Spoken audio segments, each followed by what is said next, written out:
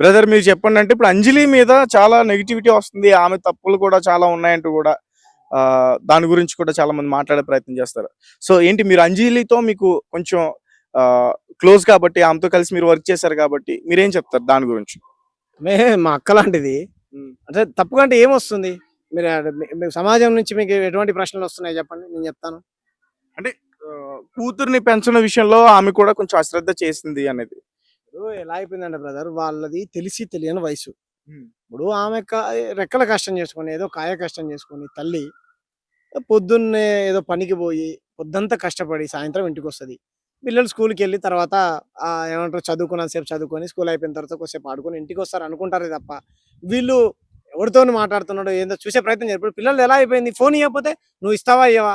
నేను అన్నం మానేస్తా. ఇటువంటి మంకు చేష్టలు చేస్తారు. సో, ఆ క్రమంలో ఫోన్ ఇచ్చే ఉంటదనుకో, ఇన్‌స్టాగ్రామ్‌లో సరే ఎవడో నెలగొండ శివనో ఎవలోనో చాట్ చేసిందే అనుకో.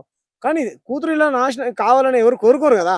అంత అయిందని అనుకుంటే వాళ్ళ కూతురు అని ప్రేమించి అంత దూరం వెళ్ళిపోతే అక్కడికెళ్ళి పోలీస్ స్టేషన్‌లో చెప్పి వాళ్ళ అమ్మ నాన్నకు కౌన్సెలింగ్ ఇప్పించి అక్కడ ఉన్నటువంటి పెద్ద మనుషుల దగ్గర పంచాయతీ పెట్టి మళ్ళీ తీసుకొనొచ్చి అట్లా చేయకు బిడ్డ హ్మ్. మనకు తండ్రి లేడు ఇంత ఇల్లు లేదు హ్మ్. చెల్లె చిన్నది నేను ఒంటరి ఆడదాన్ని నాయన చనిపోయాడు నువ్వు ఇలా చేస్తే ఎలా బిడ్డ అని సంజాయించి ఎందుకు సంసారాన్ని చక్కబెట్టుకునే ప్రయత్నం చేస్తది కదా ఓ సమాజంలో నోరు ఒంటరిగా బతికే ఆడదానికంటే అందరికీ ఒక అలుసు కాబట్టి తప్పు మనం చూస్తే అనాలి బ్రదర్ చూడకుండా ఏమనకూడదు అలాగే చాకలి పెంపకంలో ఐలమ్మ మనవరాలు కూడా కాదు అంటూ కూడా అసల నేను మనవరాలు ఆమె కాదు అలా చెప్పుకుంటూ ఆమె తిరిగిందనేది కూడా ఆమె మీద ఇప్పుడు ఒక ఇదో అవుతుంది. ఓకే. మనవరాలునంటే బిడ్డనో, కొడుకు బిడ్డనో హ్మ్.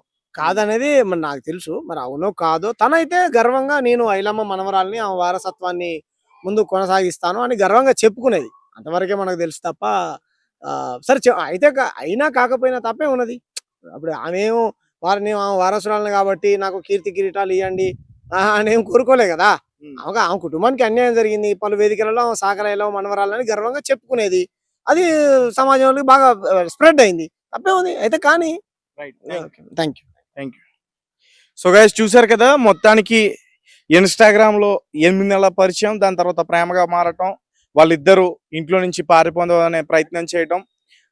ఒక పక్కేమో వీళ్ళ అమ్మ కూడా వాళ్ళకి సహకరించిందని ఒక విషయం బయటకు రావటం. అలాగే ఈ విషయం కాస్త ఇప్పుడు ఎవరైతే పగిళ్ళ శివ వాళ్ళ అమ్మ మాట్లాడుతుందో ఆమెకు కూడా తెలుసు. సో ఇదంతా కూడా వీళ్ళకి తెలుసు కానీ ఎక్కడా కూడా వాళ్ళకి ఇది తప్పు అని చెప్పే ప్రయత్నం చేయలేదు. అలాగే మందలించే ప్రయత్నం కూడా సరిగ్గా చేయలేదనేది మాత్రం స్పష్టంగా అర్థమవుతుంది.